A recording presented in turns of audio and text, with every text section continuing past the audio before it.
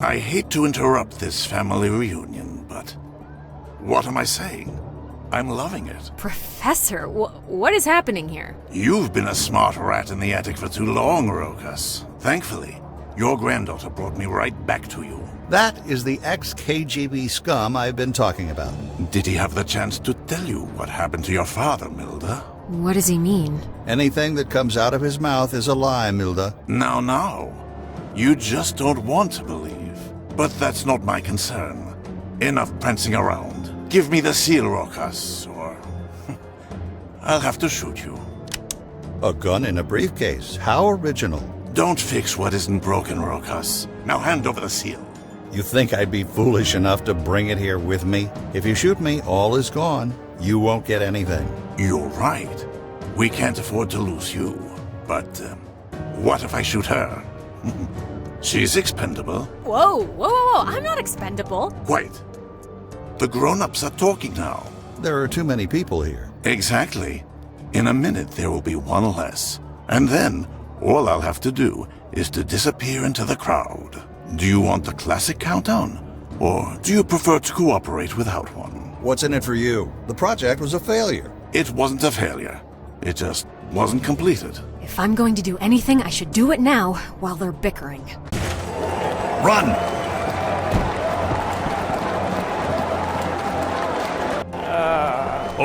You okay, boss?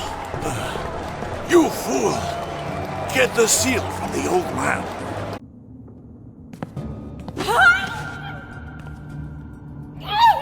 No scream. Calm down, Miss Milda. Yeah, you don't want me to squeeze you too hard, do you? Silence.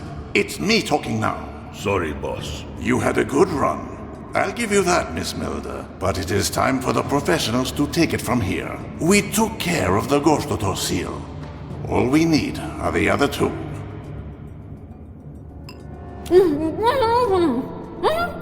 What was that? I didn't quite hear you. I think she wants to give all she has to us. How convenient. Take the seals from her. Yeah, boss.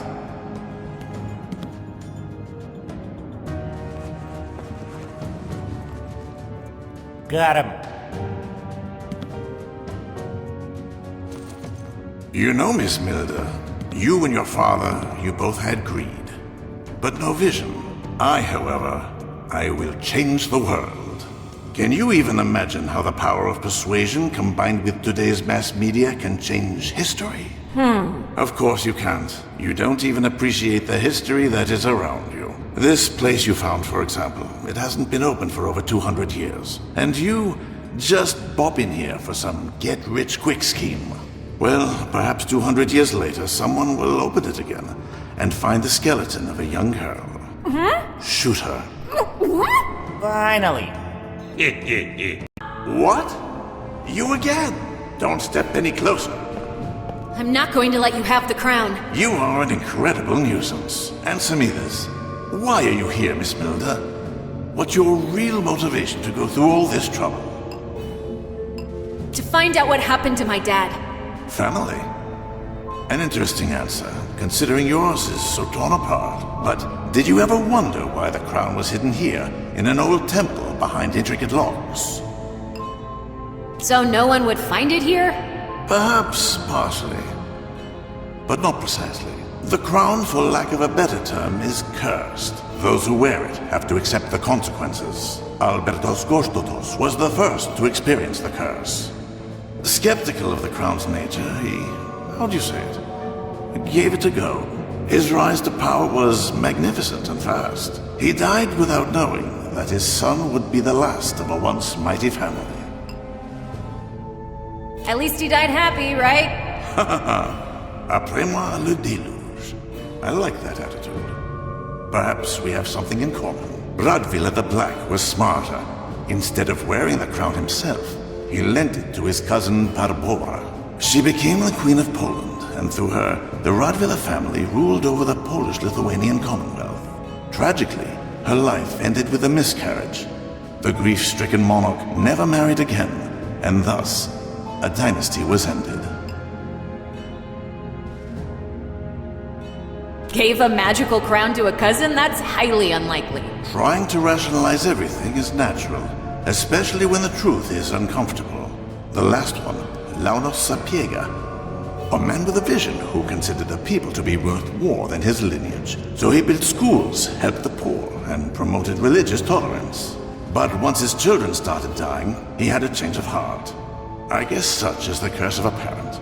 No matter if his children were Protestant or Catholic, no amount of prayers helped. So he turned to the old gods. Let me guess. All of his children died without an heir. Precisely. His last son died alone, leaving his possessions, including the seals from his father, to the Jesuit order. The curse, once created for a king, had ended the lives of those who weren't worthy to become one. Why are you telling me this? For me, family is overrated. Real value lies in the man who changes the world. I can accept the price of the curse, but can you? Let me make you an offer. You leave, and I will give you the answer to what happened to your father.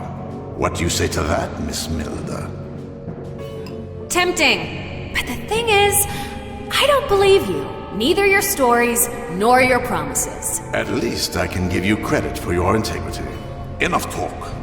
I'm here to make history. What the hell is happening?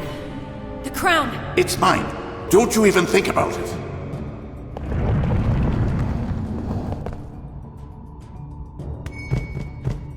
I have it. It's mine. I can't hold on! We're gonna fall! Pull me up right now. I can't! I said pull me up. Hello. Yes? How may I help you?